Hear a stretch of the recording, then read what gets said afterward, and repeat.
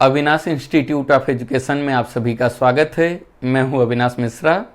आज के इस वीडियो में हम लोग NCERT क्लास 4 का जो EVS है उसका रिवीजन करेंगे। थर्ड स्टैंडर्ड का EVS मैंने पढ़ा दिया है। अगर आपने उसका वीडियो नहीं देखा तो उसका लिंक आपको नीचे डिस्क्रिप्शन में मिल जाएगा, नहीं तो आप प्लेलिस्ट में जाके पर्यावरण अध्ययन करके आपको मिल जाएगा, वहाँ पे जाके आप EVS का सभी वीडियो एक साथ देख सकते हैं। तो आइए लेक्चर शुरू करते हैं और समझते हैं।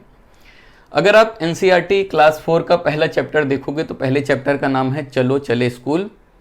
सीटेट में वहाँ से काफ़ी क्वेश्चन बनते हैं, यानी थर्ड स्टैंडर्ड से भी बनता है, फोर्थ से भी बनता है, फिफ्थ से भी बनता है। तो पहला लेसन है चलो चले स्कूल। तो वहाँ पे पूछा जाता है कि कहाँ के बच्चे कैसे स्कूल जाते हैं। इस टॉपिक से क्या होता है, प्रश्न आपको बन जाता है। तो थोड़ा ध्यान देना, जो यहाँ पे मैंने रेड कलर का लिखा है वो इम्पोर्टेंट है। बाद में आप स्क्रीनशॉट ले लेना और इसका नोट्स बना लेना। पहले इसको समझो। असम में बांस और रस्सी के बने पुल से बच्चे क्या करते हैं, स्कूल जाते हैं। तो बच्चे कैसे स्कूल जाते हैं असम में, तो याद रखना असम के जो बच्चे होते हैं बांस और रस्सी के बने पुल से बच्चे जो है स्कूल जाते हैं। क्यों? क्योंकि असम में बारिश ज़्यादा होती है, तो यहाँ पे बांस और रस्सी से क्या किया जाता है, पुल बनाया जाता है। तो बच्चे क्या करते हैं, एक हाथ में अपनी किताब पकड़ते हैं और एक हाथ में उस बांस का जो बना हुआ पुल होता है उसे पकड़ के बच्चे क्या करते हैं, स्कूल जाते हैं। तो एक चीज़ याद रखना, असम के जो बच्चे हैं बांस और रस्सी के बने पुल से क्या करते हैं, स्कूल जाते हैं। लद्दाख में जो बच्चे हैं, लद्दाख के बच्चे वो ट्रॉली से जाते हैं। ट्रॉली क्या होता है, लकड़ी से बना एक झूला होता है। समझ में आ गया? तो लद्दाख के बच्चे जो हैं कैसे स्कूल जाते हैं, ट्रॉली से जाते हैं। ट्रॉली क्या होता है, लकड़ी से बना एक झूला होता है, उसके अंदर जो है 4-5 बच्चे बैठ जाते हैं और उससे क्या करते हैं, जाते हैं। क्योंकि वहाँ पे वैली होती है, यानी खाई होती है। तो उस खाई को ढांकने के लिए बच्चे क्या करते हैं, ट्रॉली का मदद लेते हैं और ट्रॉली से क्या करते हैं, बच्चे स्कूल जाते हैं। कहाँ पे, लद्दाख में। तो याद रखना, लद्दाख के बच्चे जो है ट्रॉली से स्कूल जाते हैं। ठीक है, आगे ध्यान दो। केरल में वल्लम, केरल के बच्चे कैसे जाते हैं, वल्लम से जाते हैं। वल्लम क्या है, लकड़ी से बनी एक छोटी नाव होती है। तो केरल के बच्चे स्कूल किससे जाते हैं, वल्लम से जाते हैं, यानी कि लकड़ी से बनी एक छोटी नाव होती है, उससे वहाँ के बच्चे क्या करते हैं, स्कूल जाते हैं। फिर राजस्थान की बात करते हैं। तो राजस्थान में बच्चे कैसे स्कूल जाते हैं, ऊँट की गाड़ी से। ठीक है, तो राजस्थान में बच्चे कैसे जाते हैं स्कूल, ऊँट की गाड़ी से। क्यों? क्योंकि वहाँ पे रेत होता है, तो रेत में ऊँट जो होता है बहुत ही आसानी से चल रहता है। तो इसीलिए राजस्थान में जो बच्चे हैं ऊँट की गाड़ी से स्कूल जाते हैं। क्लियर हुआ? आगे ध्यान दो। उत्तराखंड की बात करें तो उत्तराखंड में जो बच्चे हैं ऊबड़ खाबड़ पथरीले रास्ते से जो है स्कूल जाते हैं। क्योंकि उत्तराखंड जो है पहाड़ी इलाका है, तो वहाँ के रास्ते कैसे होते हैं, ऊबड़ खाबड़ और पथरीले होते हैं। तो उत्तराखंड के बच्चे जो हैं ऊबड़ खाबड़ और पथरीले रास्तों से क्या करते हैं, स्कूल जाते हैं।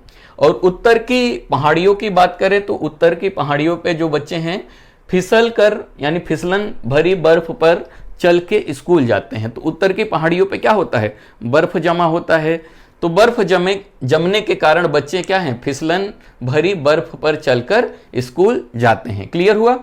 मैदानी इलाकों की बात करें तो बच्चे जो है बैलगाड़ी से स्कूल जाते हैं। मैदानी जो कि समतल जगह होता है, तो वहाँ पे बच्चे क्या करते हैं, बैलगाड़ी से स्कूल जाते हैं।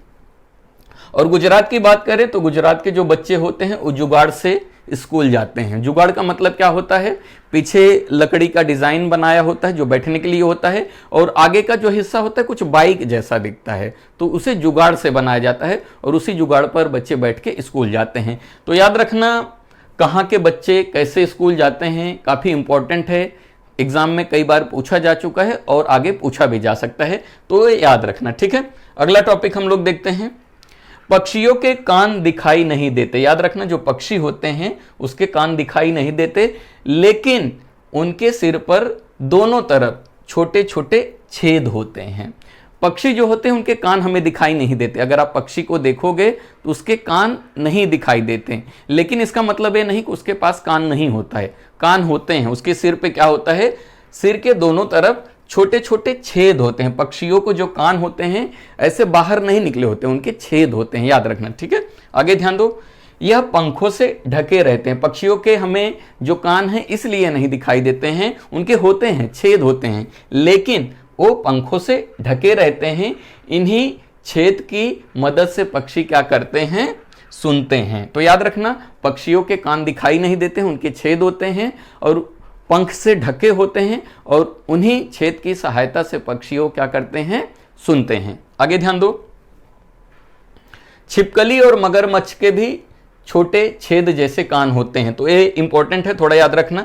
छिपकली और मगरमच्छ को आप अगर देखोगे तो उनको भी कान नहीं दिखाई देता, ऐसा बाहर कान नहीं दिखाई देता, उनको भी क्या होते हैं, छेद होते हैं और उसी छेद से वो क्या करते हैं, सुनते हैं। यानी कि वो जो छेद होते हैं छोटे छोटे, वो उनके कान होते हैं। किसके?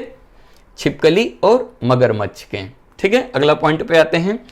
जिन जानवरों के कान बाहर दिखाई देते हैं तथा उनके शरीर पर बाल होते हैं वे बच्चे देते हैं। बहुत इंपॉर्टेंट है, याद रखना।